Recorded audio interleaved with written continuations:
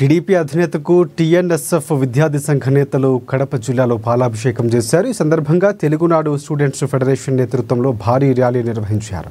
ప్రధానమంత్రి Narendra Modi, CM Chandrababu, deputy CM Pawan Kalyan, మంత్రి లోకేష్ జై అంటూ నినాదాలు చేశారు।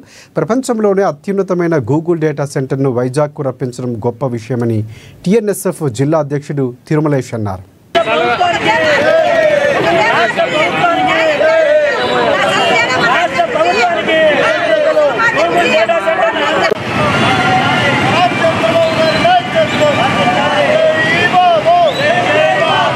నారా చంద్రబాబు నాయుడు గారు అయితేనేమి, లోకేష్ గారు అయితేనేమి ఎంతో కృషి చేశారు।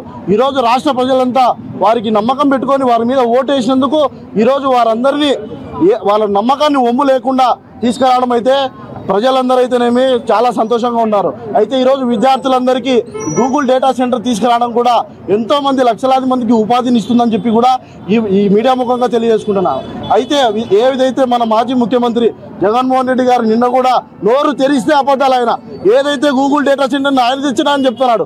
ఈరోజు రాష్ట్రంలో నువ్వు చెప్పే అబద్ధాలు ఎవ్వరు నమ్మేదానికి సిద్ధంగా లేరు। నువ్వు అనంతపురం నుంచి ఉన్నటువంటి ప్రజానికానికి మేము ఒకటే తెలియజేస్తా ఉన్నాం, మీరు ఎంతో చిత్తశుద్ధితో ఈ యొక్క కూటమి ప్రభుత్వానికి రాష్ట్రంలో అధికారం ఇచ్చిన శుభ సందర్భంగా మీ యొక్క నమ్మకాన్ని ఒమ్ము చేయకోకుండా ఈరోజు ప్రపంచ ప్రఖ్యాతిగాంచినటువంటి గూగుల్ డేటా సంస్థను మన ఆంధ్రప్రదేశ్ రాష్ట్రం మరి ముఖ్యంగా విశాఖపట్నంలో ఏర్పాటు చేయడానికి శ్రీకారం చుట్టినందుకు ఈ యొక్క రాష్ట్ర ప్రభుత్వానికి కడప జిల్లా టీఎన్ఎస్ఎఫ్ తరఫున ధన్యవాదాలు తెలియజేస్తా ఉంటాం।